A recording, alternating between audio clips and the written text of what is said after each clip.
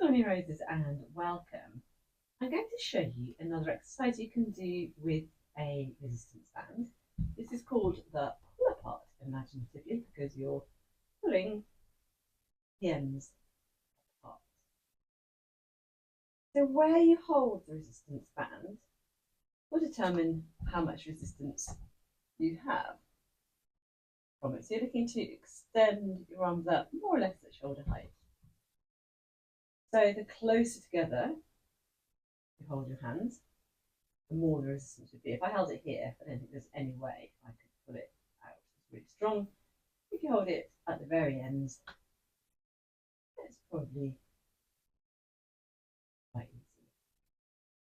But maybe even too easy. I can't even take my hands in close together. So you're looking at somewhere in between there that feels good, and you're just pulling out, resisting the back. Pulling out, resisting the back.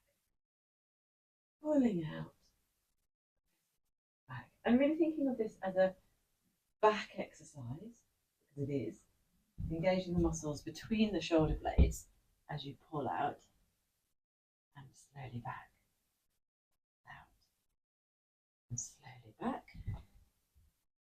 But it's also, of course, working arms and the pectoral muscles as well. You're going to fatigue. Shake it out. That could either be one of your on the hour every hours, or that could be part of a set. So you would then continue and do a couple more of those once you've given yourself sufficient rest. And if you have really worked the muscle, the rest wants to be a couple of minutes. Do you want to just stand here looking like a lemon, waiting for 2 minutes? Probably not. So there are other things you could do in the meantime to occupy yourself while you're doing that. You might, for instance, stand against the wall with your head back against the wall and just rotate your head from side to side. The point of having your back against the wall and your head against the wall, it puts you into a good alignment. And similarly, if you reach your head up and your chin up and slide your head up and down a little bit, you know that you're still in a good alignment. Or the other thing that you might do is a kind of Kevin the teenager floppy arm twisting from the core kind of movement.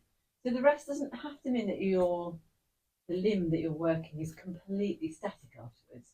It just means it shouldn't be doing any proper work, but releasing it is fine. And then go back to the band exercise. Hold the band somewhere that feels good to you. Shoulders back, slight bend in the knees. Engage the core. Out.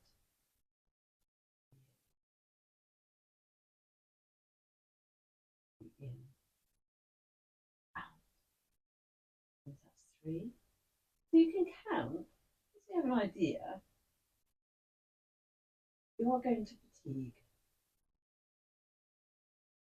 Fatigue is where you feel like keep going any further, you're going to hurt yourself, or you just kind of really can't do it. So maybe your arms start shaking. 8. Counting and talking, not my forte. Getting challenging. It's okay for it to get challenging, but you don't want to sacrifice form. So the last 1 or 2, find them to be a real struggle, as long as you don't start arching your back or doing something else. So that would be your second set. And then again, you would go for something, maybe hip circles. Working completely different part of your body and just helping with mobility. Although circling your hips, definitely work on your knees. Go back the other way. If you have a watch and you want to monitor your heart rate, then you can also see how much your heart rate has dropped, particularly if you're doing something more high intensity.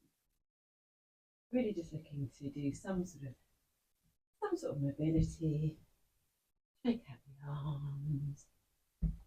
Anything that's just keeping you moving but resting the affected parts of your body. And then you could do a third and final set. The other thing you could do is alternate these, a set of this with a set of something else. So I'll show you the last set of this first. Of course, you could do this with weights.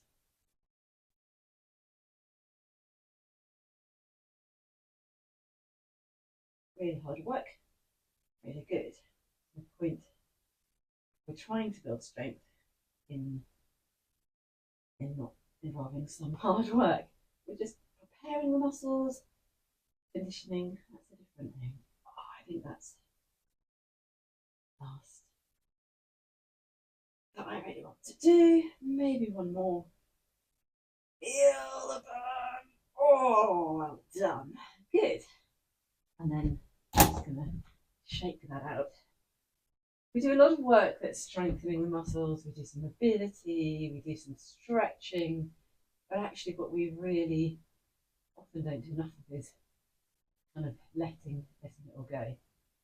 So as I say, you can do something mobility-wise in between, or you could do something completely different. So having worked your upper body, you could then just go into a set of squats for your 2 minutes rest. Not that your whole body needs to rest. The muscles that have just expended their glycogen need to refill. I don't know why it is kind of a begging position. You can do it if you like. With your hands, you can push them forwards. Quite square onto the camera there.